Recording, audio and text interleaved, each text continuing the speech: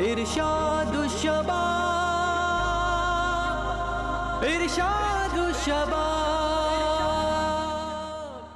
اس کی کئی ایک برانچیں اور شاخیں قریب علاقوں میں ہیں جہاں سے بہت زیادہ قدر تعداد میں نوجوانوں کی اس میں شامل ہو سکتی ہے.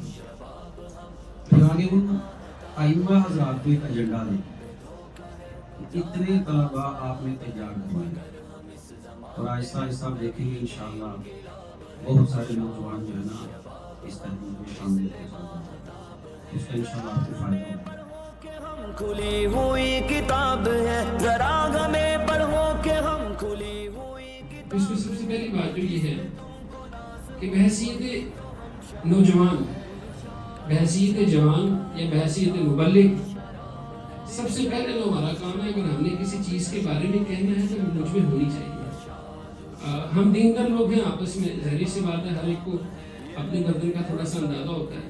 نجی محفلیں ہو جائے، ذاتی ہو جائے. نبی کریم نے اس کو بشارت دی تھی جس کی تنہائی بڑی اچھی ہو. ایسا دور ہے جلس تیرے گزار میں خزار سیدہ باغ ہے بجھے سے لال ازار ہے سموم جس کا راج ہے اسی کا ہم جواب ہے. اور نوجوان جو ہیں ان کی زبان، ان کے ماحول اور جو موجودہ دور کے ذرائع ہیں ان کو استعمال کرتے ہوئے ہم نے نوجوانوں کو دعوت دینی ہے اور ان کو پکڑنا ہے، ان کو کیچ کرنا ہے، ان کو لے کے آنا ہے. اس کا طریقہ کار جو ہے وہ چند ایک چیزیں ہیں. شباب ہم مثل ماہتاب ہیں بے قرار نظم جو. اور میں یہ دعا کرتا ہوں کہ جو کام چل رہے ہیں اللہ تعالیٰ ان میں آپ کی معاونت فرمائے، آپ کو قبول فرمائے. ان کو بس برقرار رکھیے گا. عموماً دیکھا جاتا ہے کہ جب کوئی آرگنائزیشن بنتی ہے، تنظیم بنتی ہے تو آئیڈیلزم کا شکار ہو کے ہم پروگرام شروع تو کر لیتے ہیں تو آگے چل کے نا وہ تسلسل برقرار نہیں رہتا. کرو بفضل رب کھلا ہوا گلاب ہے وہ جس پہ تم کو ناز ہو وہی. تو میری یہ سجیشن ہے کہ یونیورسٹیز میں ایک اسٹرانگ قسم کی آرگنائزیشن موجود ہونی چاہیے، جو لوگ موجود ہونے چاہیے جو کم از کم میری طرح کے لوگوں کو تو اٹریکٹ کرے نا، ان کو تو شامل کرے اپنی دعوت میں. باقی لوگوں کو شامل کرنا تو بعد کی بات ہے.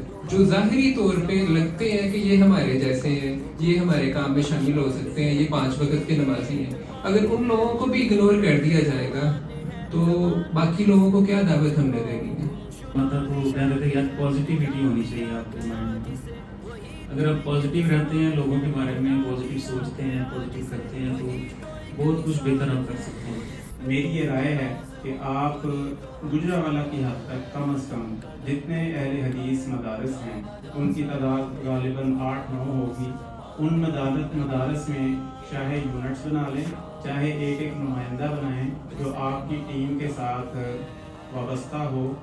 سب سے پہلے انہی کے اندر سے لوگ ایسے ہونے چاہیے جو انہی کے اندر سے ہوں. کیونکہ جو ایلیٹ کلاس ہے نا وہ ایک عام بندہ جائے گا نا، ان کی ایک سائیکی ہے. انہوں نے بات بھی اس کی امپورٹنس اس بات کو دینی ہے جو ان کے کیلیبر کے برابر کے. جب کیلیبر نہیں ملے گا وہ بولے گا اچھا ٹھیک ہے. مگر ہم اس زمانے میں نوید انقلاب ہے ارشاد الشباب ہم مثل ماہتاب ہے.